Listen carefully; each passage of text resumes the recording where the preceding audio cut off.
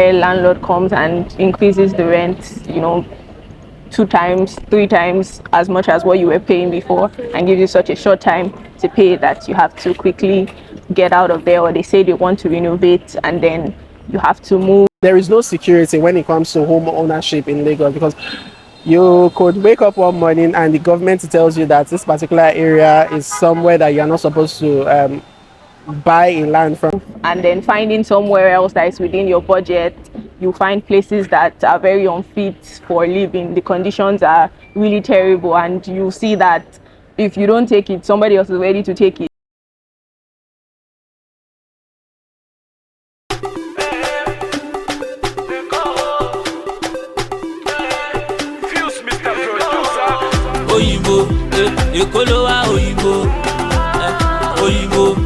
Why you speaking Oyinbo? Oyinbo, you dey Lagos Oyinbo. If I carry you go banana, my guy, you go love Lagos. In 2016, Nigerian artist Olamide released I Love Lagos, an anthem to the city's promise. But less than a decade later, that promise feels broken.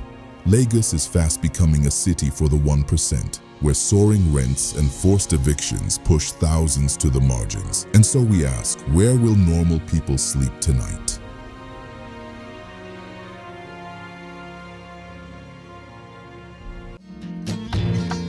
Eko akete, ìlú ọgbọ́n.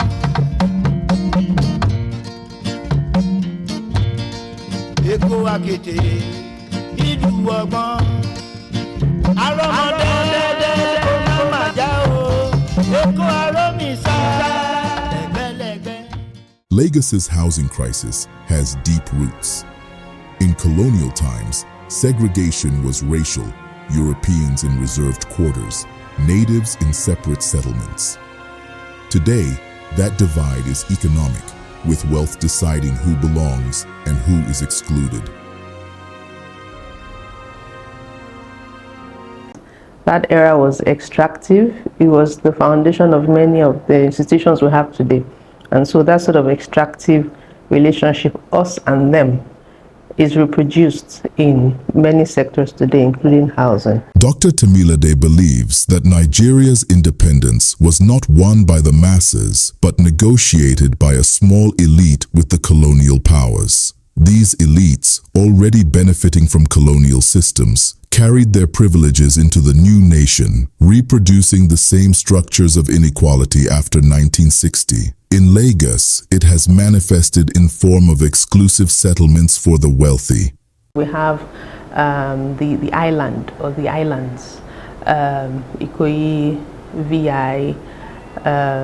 If you don't count the new areas like Lekki and all of that, but we see even with the newer areas, we see a reproduction of that mentality, as it were. Always be enclaves where people who are more wealthy live and all of that. But when you talk about choice areas, and when you talk about this insistence of showing that a certain class of people deserve to live in a particular area and other people don't belong, that whole divide, we see it in housing here, we see it in education, we see it in health, we see it just along different sectors here. It's almost like a defining feature of our post-independence development as a city and as a nation. From colonial segregation to today's economic divide, Lagos has always been a city of unequal housing. Now, with soaring rents and the rising cost of home ownership, that divide is deepening, pushing ordinary people further to the margins. You find that there are houses that they are paying $750, maybe $650, and all of a sudden the landlord just come and say, "Oh, I'm increasing it," and it's double. They're out from 3. Some are even at Bariga. Some are paying $450, and the landlord came and said, "I'm increasing the money to $750 to $1.5 million." And that if you cannot pay, then you will have to move out. So these are the issues. New properties are not really coming on board for the low-income people. And then even the mid-income housing is a struggle. some of the apartments that they are saying for XY amount, some of them don't really worth that amount. But in the disguise on inflation, or things have gone up, cost of living is high, and then the landlord just increase the rent. Once someone just decide to say, I'm going to jack up my rent to XYZ, and the next person also jacks up and everything, and then so we have that going on. Home ownership is a cultural expectation in this part of the world. Regardless of economic status, many aspire to own a home, as it is seen as a key marker of success in life. What is available in the market, and people cannot afford it. Most people, not people, majority of the people in Lagos cannot afford the kind of property that is available in Lagos, and that will take us back to who are the people developing those properties, which is developers. Then why do we have those property too expensive for the major populace of Lagos to be able to purchase? So if government has promised that, okay, you will develop the land, we're going to supply you with electricity, we'll supply you with roads, which will make the cost of the housing to reduce. But eventually, along the line, if there's a kind of, arrangement and government is not able to provide that, and the developer now provide those infrastructure facility, it's going to increase the cost of the housing because the developer want to make his money. That's not their fault. On the other hand, developers are shifting from long-term rentals to short lets, chasing profits while shrinking options for families who need permanent homes. People want to maximize the rents on land, or in this case housing, without regard for who else doesn't have accommodation, or it doesn't matter what the housing deficit is in Lagos. If I have a place that I can do up to shortlist standard, I will do it. And those things are happening in other countries in other cities where they're happening. It's a global issue now, rising with the rise of all the Airbnbs and all of that. But at least in some of those cities, the governments are now paying attention. In New York, for example, it's been recognized as a serious problem. And there is ongoing action, not just by government, but also advocacy by civil society. Another trend is the creation of new islands, adding to developments like Banana Island and Eco Atlantic. These projects often displace low-income coastal communities who lose their land to make way for these exclusive developments.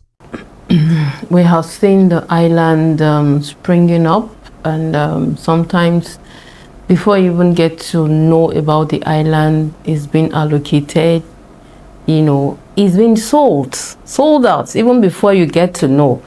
An example is what we saw at Iyanoworo, where it was being some fields, and after some form of awareness by some NGOs, of course you were a part of them, and then the next we saw was a flyer saying, oh, this thing is being sold for this amount. Of course the poor cannot afford that.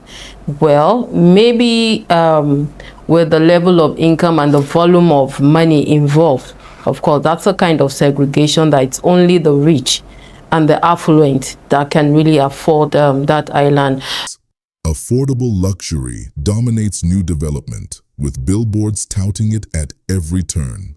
These projects prioritize high-end housing, neglecting the needs of low and middle-income residents, leaving ordinary people struggling to find affordable places to live.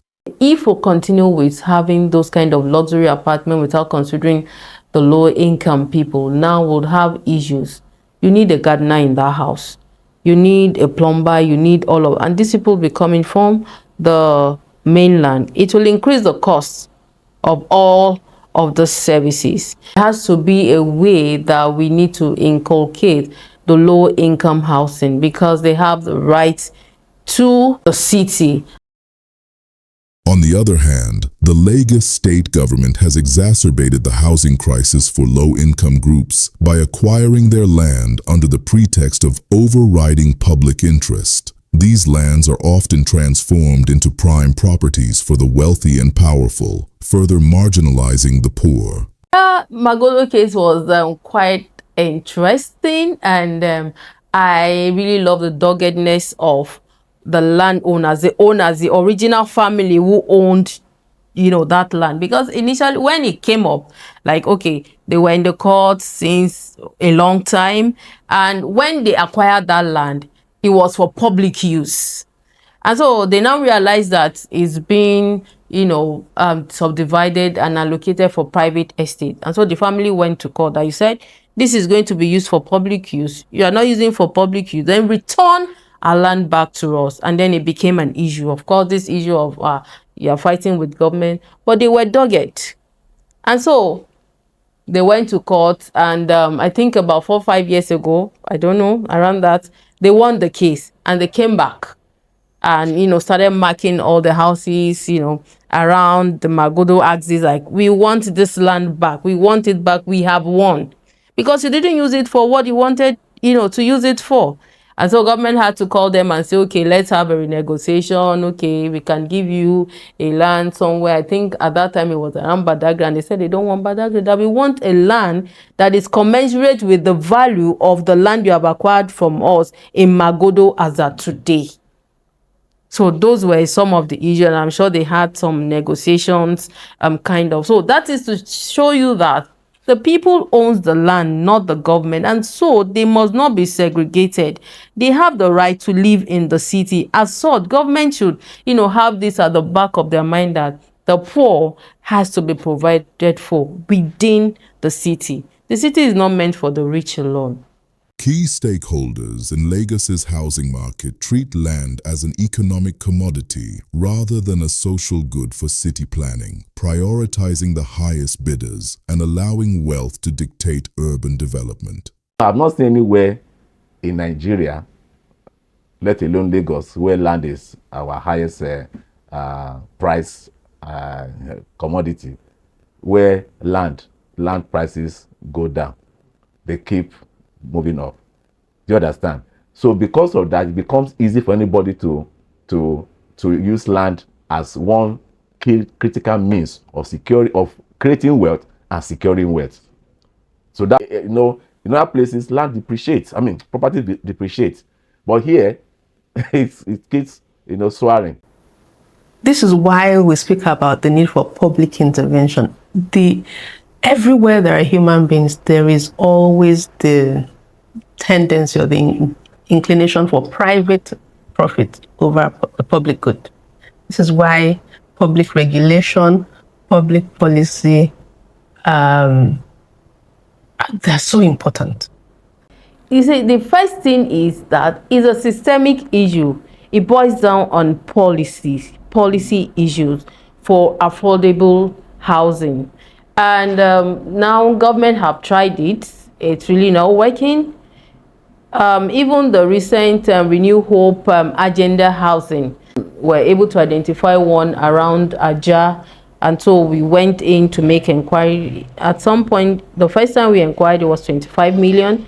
And then about 6 months after, it's 35 million. And right now, we don't even know how much it's going for, because, we got there, they said construction has stopped. They are still waiting for funds and the likes.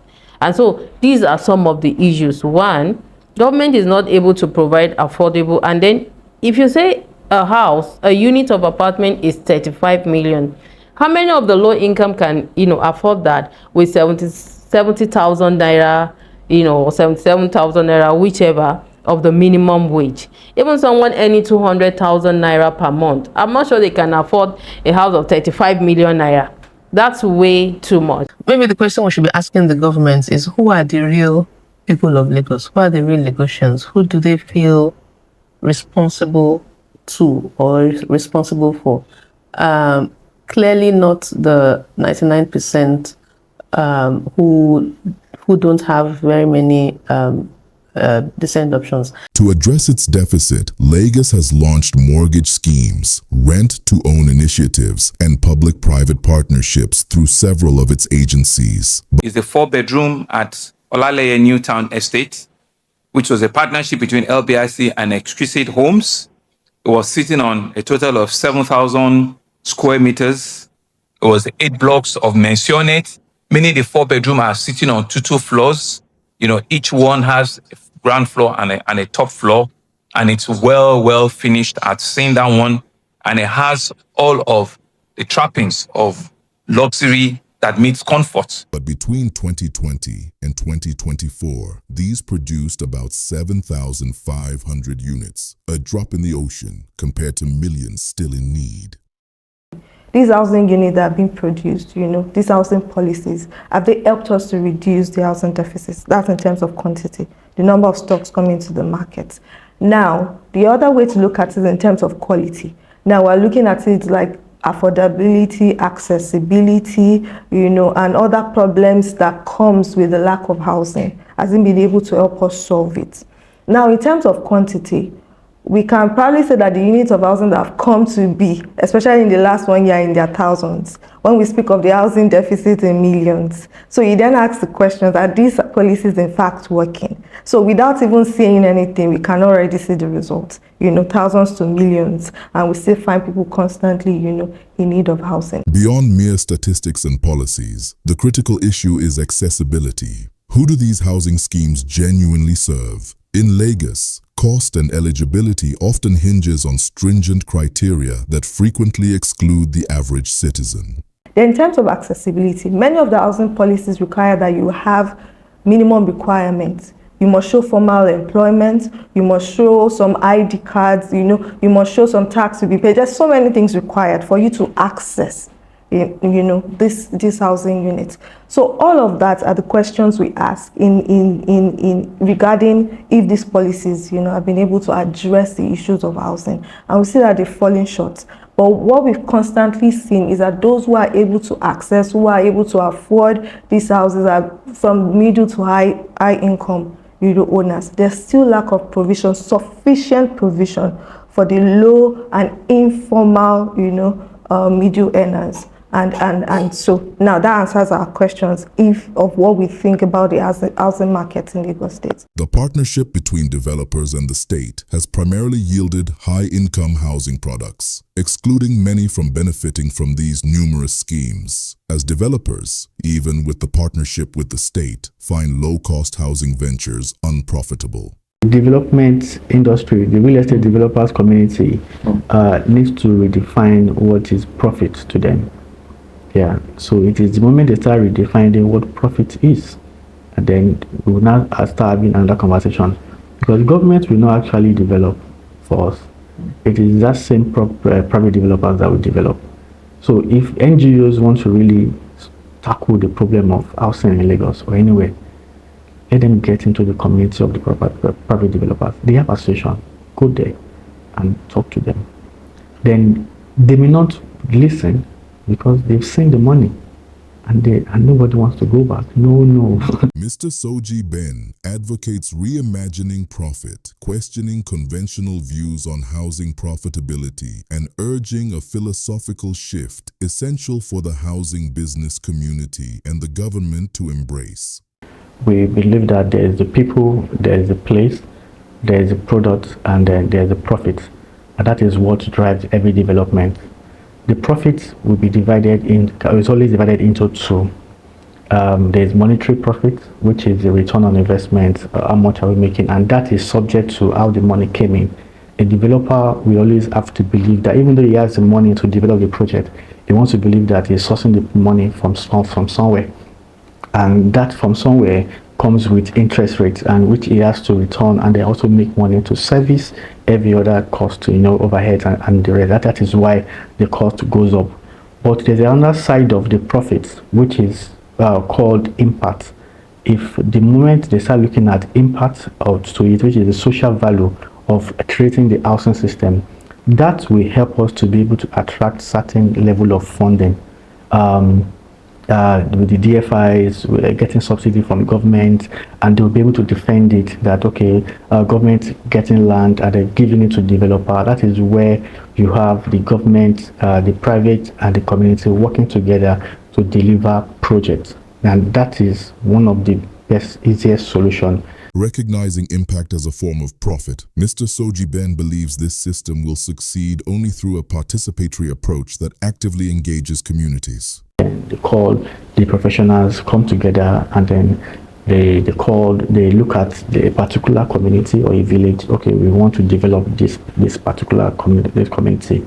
We need to create more housing solutions. And then they call the architect, call the town planners, and then call whoever needs to be called. And then they come up with solutions, the designs and everything. But governments will push the area of reducing the cost and then engage the community to be able to get the property, either by using the power of the governor's office, or to be able to give this. So, because one of the problems that we have is the cost of the land itself. If that can be brought down, fine. Land remains a critical factor in housing delivery. However, despite this, the government controls a substantial portfolio of abandoned properties in Lagos that, if strategically converted, could provide much-needed housing units, an approach already adopted in several other countries. The plethora of abandoned buildings in Nigerian cities is worrisome. If we are in a very functional system, we should have inventory of all of these things and be asking ourselves questions. How can we use those things today to still deliver? Because it's a public good. The important thing is that take care of your citizens. The abandoned Federal Secretariat in Ikoyi is one of such properties. Once a vibrant center of governance, now languishes in central Lagos, its decay underscoring the squandering of public assets that could alleviate the city's housing shortage. Its proposed transformation into luxury residences is an unwelcome shift. By catering exclusively to the affluent, it will betray the property's legacy of serving the broader public. A group of young professionals in the built environment endeavored to reimagine the building through meticulous design proposals, aiming to champion advocacy that Lagos can showcase adaptive reuse to address urgent urban demands while safeguarding its heritage. This was an attempt to design a place where normal people could live in Lagos. Our major inspiration was actually trying to see what we could learn from what we have on ground. So trying to look at existing practices of people, how have people made housing affordable for themselves, and see what are the lessons that can be taken from it. Second major thing that we really considered too was also how housing can be a way to improve your quality of living. So not that you have somewhere to live and then your whole life is just about working and trying to afford it and barely being able to afford where you can live, talk less of other things. We wanted to see how the housing could be integrated with your livelihood, and it could be a way of generating income for you, leveraging on the community, and then you can afford to do other things in life. I think it's a provocative idea.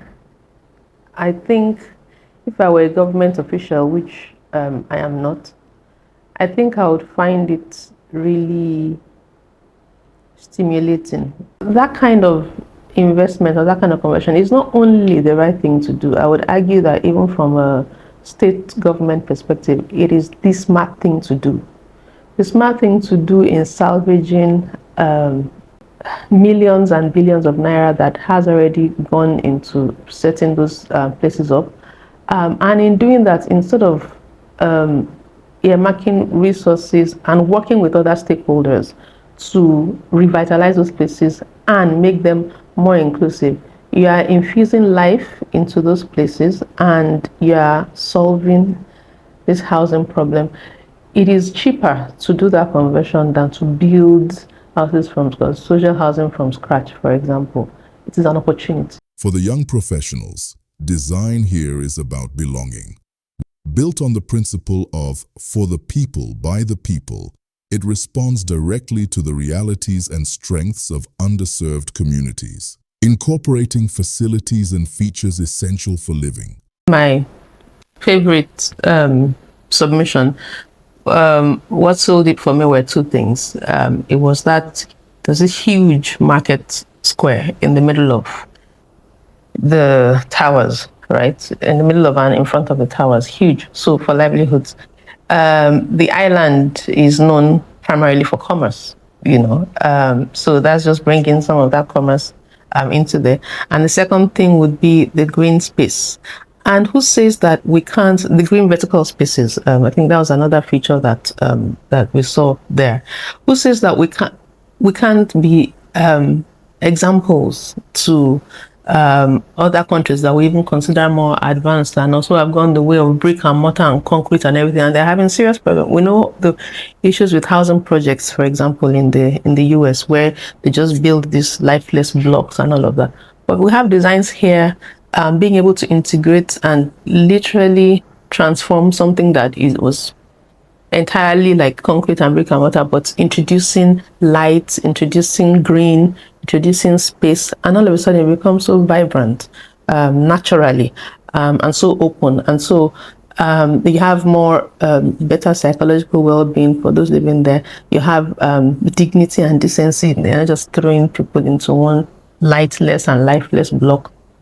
So those were really provocative again and really interesting features for me, and it shows that it can be done. What encouraged us as architects was really that we have an understanding of how difficult housing is and how housing provision in Lagos, in Nigeria, and generally it's insufficient for the masses. And then we considered even ourselves, our own personal experiences with getting affordable housing, how difficult it is. Talk less of people that are living below what is termed minimum wage in Lagos, low income earners. We saw how impossible it would be for them to get, affordable housing, and then what is termed as low income housing by the government as opposed to where low income earners actually live in Lagos. We saw how there is so much difference in that, and we wanted to provide something for everyone in Lagos, where everyone in Lagos can live, where people, irrespective of their income, they can have somewhere that they have dignity of living and they have a sort of security of tenancy, which is something that everybody suffers from, but most especially low income earners. The caveats that I will add from the perspective of researchers and urbanists like myself would be, we want a Lagos that works for everyone. Okay, so it is those last two words, for everyone, that needs to be factored into into that. The conversion of abandoned buildings, there are so many everywhere. There are like thousands. I would say that the government needs to support a broader effort to identify, to map these assets. They are assets, and to systematically work through what can be the best use in the public interest. Remember, this tension between public and private. Underline in the public interest. What can do the most good for the most people? In some cases, it will be residences. In some cases, it will be hospitals. Some cases, it may be schools. Some places, it may be youth centers. Some cases, it may be vocational training centers. We need to start thinking collectively. We need to start thinking, including the government, maybe especially the government, about the public good. The whole of the land in Nigeria and in Lagos specifically is being held by the government in trust for the people, the land and the property on it. If we're not using it for the people, then who are we using it for? What are we doing? Much more can still be done to ease Lagos's housing crisis and secure a place where ordinary people can sleep tonight. One pathway is cross-subsidy, an approach where private developers and government work hand in hand to balance profit with public need.